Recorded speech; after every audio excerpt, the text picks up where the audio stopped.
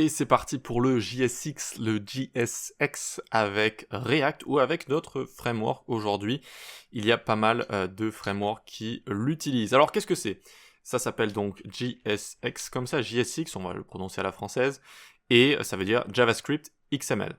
Alors, ils auraient pu l'appeler JavaScript HTML peut-être, vu que ça ressemble plus à de l'HTML que de l'XML, mais du coup, c'est une extension syntaxique de JavaScript. Qu'est-ce que ça veut dire ?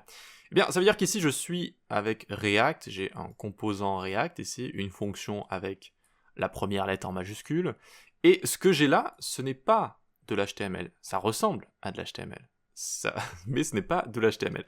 Ici, par exemple, je vais faire un H1, et je vais écrire lorem 5 à l'intérieur. Et j'ai bien un H1 qui est apparu juste ici. Alors vous allez me dire, mais attends, mais si, regarde, t'as écrit un H1 et t'as un H1 qui est apparu. Donc forcément, c'est de l'HTML. Donc, ça va se faire transpiler. Alors, transpiler, contrairement à compiler, c'est quand vous allez traduire un langage de haut niveau en un autre langage de haut niveau. Donc, par exemple ici, l'extension syntaxique JSX en JavaScript. Ok ? Donc en fait, ça va se faire transpiler en React.createElement, la méthode createElement, qui va créer un H1 avec du contenu et avec potentiellement des enfants, des props, etc. Vous ne me croyez pas ? Eh bien, allons sur le site Babel.js. Hop, et on va Babel.js juste ici. Et normalement, vous avez ici donc le transpiler qui est juste là. D'ailleurs, ils écrivent compiler ici alors que c'est un transpilateur en français. Alors ici, j'écris comme ça mon H1 et il va détecter que je suis avec du JSX. D'accord ? Il va détecter tout ça. Et regardez ce qu'il m'écrit ici. Il va me le traduire, me le transpiler en createElement, qui va créer un élément H1. Null ici, ce sont les props que je peux potentiellement passer. Donc des props, ça peut être des données quand on utilise des composants enfants. Par exemple, si je mets data5 ici, ça va être écrit dans les props. Si je mets className, txt ou title, ça va aussi être compris dans les props, juste ici. Donc on verra juste après ce que sont les props. Très bien. Et ensuite, on a le contenu de l'élément. On a lorem ipsum juste ici. Ok ? Très bien. Donc on voit en fait que cette extension syntaxique est là pour nous faciliter la vie. Parce que imaginez coder comme ça, là, en n'ayant que des méthodes createElement à chaque fois. Devoir les imbriquer, devoir à chaque fois écrire tout ça à la main. Avec un élément, à la limite, vous allez me dire, bon, ça va, mais regardez, si je mets une liste par exemple. Alors, une liste juste ici. Avec des éléments de liste à l'intérieur. Hop, et on va faire ça. Voilà. Parfait. Parfait. Donc là, on a le premier createElement qui est UL, qui n'a pas de props, ok. Et après, juste là, juste après, vous voyez, hop, ça enchaîne sur un autre createElement qui va créer notre premier LI. Et puis, virgule, ça enchaîne sur un autre createElement qui va créer notre deuxième LI, etc., etc. Là, vous vous rendez compte que ça devient très vite, on ne peut plus le maintenir, on ne peut plus lire tout ça facilement. C'est très complexe. C'est très complexe. Ok ? Donc c'est pour ça qu'on utilise le JSX qui va avoir cette syntaxe qui évidemment ressemble à de l'HTML avec quelques petites différences au niveau des attributs et au niveau de ce qu'on peut faire avec. Je vais vous montrer ça juste après. On va pouvoir utiliser à la fois la force de JS avec des expressions par exemple ici, on va pouvoir écouter des événements directement et plein de petites choses comme ça dans un environnement qui ressemble à de l'HTML et donc on peut directement visualiser en fait ce qui va ressortir. Voilà. Donc createElement, vous pouvez aller voir la doc si vous le souhaitez, vous tapez React createElement. Donc vous allez sur la nouvelle doc ou l'ancienne doc, c'est pas grave. Et vous voyez ici, donc on a les différents paramètres, le type, comme je vous ai montré, les props, et children, donc tous les potentiels enfants. Et il faut savoir que tous les potentiels enfants vont eux aussi pouvoir avoir des potentiels enfants, etc., etc. Et donc createElement, je vais vous montrer aussi ce que ça retourne, pourquoi pas. Donc on peut le loguer par exemple juste ici, donc on va essayer de se prendre ça par exemple. On va faire react.createElement, comme ça on va aller au bout. On va faire un H1, on va pas lui passer de props, et le contenu ce sera hello world, comme ça. Ok ? On va y voir ce que ça donne dans la console ici. Hop, alors on va actualiser tout ça, très bien. Et donc ça nous retourne un objet qui va représenter notre élément. Cet objet va aller peupler le DOM virtuel avec React, qui va ensuite, on va se servir de ce DOM virtuel pour créer le vrai DOM. Donc on va avoir un DOM virtuel qui nous permet de faire des mises à jour rapidement et facilement, et on va se servir de ce DOM virtuel qui est un grand objet avec des objets imbriqués qui représentent les différents éléments de notre application. Et donc on va se servir de ça pour faire le vrai DOM, le vrai Document Object Model qui va pouvoir afficher notre contenu.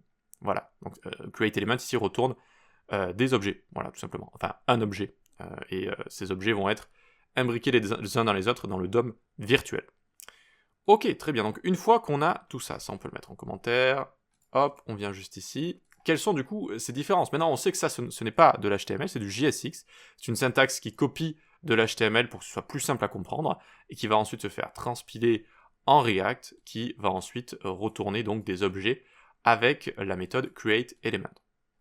Très bien, donc on a notre H1 juste ici, vous voyez que je le return comme ça, et donc je pourrais, juste vraiment pour que vous puissiez bien comprendre, j'aime bien vraiment aller en détail comme ça, on pourrait faire ça, vous voyez, ça fonctionne, tiens, vous voyez, ça fonctionne. De la même manière, ça fonctionne. Mais évidemment, vous comprenez que si on commence à enchaîner des éléments à l'intérieur, etc., ça va être plus dur à comprendre. Ok, donc H1 juste ici, donc on a notre H1, on va entourer tout ça d'une div. Hop, afin de pouvoir retourner pas mal de choses. Donc ça fonctionne avec un paragraphe aussi, lorem 5 juste ici, boum, ça nous envoie un petit paragraphe. Ça fonctionne avec des listes, de la même manière. Tac, tac, tac, hop, une liste juste en dessous, ok. Donc j'ai juste un peu de CSS, j'ai juste un peu de CSS que j'ai rajouté dans mon index CSS juste ici. Ok. Ensuite, donc qu'est-ce qui est assez intéressant? Eh bien, on peut intégrer des expressions. Donc là, on va faire un petit commentaire.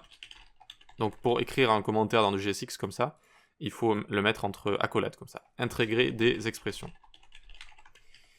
Et donc vous pouvez utiliser le raccourci qui s'appelle CTRL-C, hop, ça vous l'écrit directement, ou CTRL/ aussi. Voilà. Ok, donc intégrer des expressions. Comment ça fonctionne? Eh bien, regardez, j'ai un paragraphe juste ici, j'ouvre les accolades, comme je l'ai dit, pour intégrer une expression, et je vais écrire ici 10 plus 10. Et hop, ça va fonctionner directement. Ça, on ne peut pas le faire en HTML. D'accord? Si en HTML, je commence à écrire 10 plus 10 comme ça me retourne 10 plus 10. Ok? Et là, vu que je suis finalement dans du JavaScript, eh bien, je peux intégrer cette expression. Très pratique pour faire des calculs, etc. Et quand on a des vraies données, évidemment, donc là c'est juste 10 plus 10, mais si vous avez des données qui viennent d'une API ou quoi que ce soit, vous allez pouvoir les afficher comme ça. Je vais vous montrer juste après. On peut faire toutes sortes de choses, on peut faire... alors, je vais juste zoomer un petit coup peut-être pour que vous puissiez mieux y voir, voilà. On peut faire A, B plus C, on va concaténer tout ça, donc ça fonctionne. On peut faire ici le chat saute, hop, et je peux directement lui mettre to uppercase juste ici. D'accord, c'est du JS, donc je peux utiliser des méthodes juste là. Ok, ensuite on va avoir tac tac tic, donc on peut également intégrer des données, c'est ce que je voulais vous montrer. Donc on peut faire une constante juste ici. Bon là ça va être une donnée statique, mais txt par exemple. D'accord, et je prends ensuite mon txt et je l'intègre à un paragraphe juste là. D'accord, intégrer des données. Voilà. Et là, j'ai bien réussi à écrire Hello World. Vous voyez que ça fonctionne. Ça peut être une donnée plus complexe que mon Hello World. Ça peut être un objet avec txt comme ceci. Et donc là, je vais pouvoir... Alors là, du coup, ça fait une erreur. txt.txt, bon. On va dire content, juste là. Et vous voyez, donc je peux utiliser cette propriété d'objet que j'affiche juste là. Vous voyez, Hello World est affiché juste ici. Très pratique. Très pratique, donc assez sympa. Alors attention, en JSX, il y a certains éléments qui ont une syntaxe, on va pas dire qu'elle est différente, elle ressemble en fait à des versions d'HTML antérieures, c'est-à-dire que les éléments auto-fermants, il faut leur rajouter le slash pour les fermer. Donc, alors je me le suis écrit à côté, je vais juste le copier. Voilà, donc fermez bien les éléments auto-fermants, input, image, hr, etc. Donc par exemple, input comme ceci. Vous voyez que là, j'ai mis le slash. En HTML5, il n'y a plus besoin du slash, comme ça. Et là, hop, vous voyez que ça me retourne une erreur. D'accord? Donc on doit bien mettre le slash juste ici. C'est comme ça. Ok, donc c'est la même chose avec les images, par exemple. Vous voyez que bon, ça l'écrit tout seul ici, avec peut-être emmet, je pense. Ouais, c'est emmet qui l'écrit tout seul. Mais sinon, n'oubliez pas, de toute façon, vous aurez une erreur si vous oubliez ce genre de choses. Ok, très bien. Alors les attributs également, les attributs. Eh bien, je vais vous copier ça juste ici aussi. Attention, les attributs sont en camel case et certains mots sont réservés, comme class, for, etc. Alors, la plupart des attributs sont en camel case. Je vais dézoomer un petit coup ici. Donc, on vient là, par exemple, je vais écrire un label. Hop. Et vous voyez que j'ai HTML4 qui sort directement ici. Et si j'écris label for, d'accord, donc for name par exemple, hein, juste ici, eh bien, je vais avoir une erreur normalement dans la console. Voyons voir. J'actualise. Invalid DOM property for, did you mean HTML4? C'est pas la plus grave des erreurs hein, quand vous faites ça, mais voilà, ça va quand même vous sortir une petite erreur juste ici. Cette erreur, vous pouvez la retrouver avec class par exemple. Si ici vous écrivez paragraphe class est égal txt, eh bien vous aurez également une erreur. Vous voyez, class, did you mean class name? Donc il ne faut pas écrire for, il faut écrire HTML4, il ne faut pas écrire class, il faut écrire class name comme ceci. D'accord, class name, voilà. Donc il y a certains mots qui sont réservés comme ça. Ça provoque pas les pires erreurs que vous pouvez avoir, mais évidemment, écrivez plutôt class et écrivez HTML4, comme ça, plus d'erreurs. Hop, plus d'erreurs du tout. Voilà, très bien. Alors, étrangement, tous les attributs ne sont pas en camel case. Par exemple, les attributs aria, eux, restent avec un tiret entre les deux. Donc, par exemple, vous mettez un button aria label, et vous mettez ici menu button. D'accord, et imaginons qu'à l'intérieur ici, il n'y avait pas en fait il n'y avait pas de texte, et juste par exemple des traits pour faire une icône hamburger, etc. C'est pour ça que j'ai utilisé aria label. Bref. Du coup, aria label juste ici, vous voyez que ça s'écrit comme ceci, et pas comme cela. Vous voyez? Donc tout ce qui est aria, par contre, s'écrit comme ça. Voilà. Voilà, donc à part ça, bon, il n'y en a pas 10 000. Hein. Une fois que vous avez retenu class name, HTML4, et peut-être un ou deux autres dont je ne me souviens pas directement juste ici, voilà, ça suffit.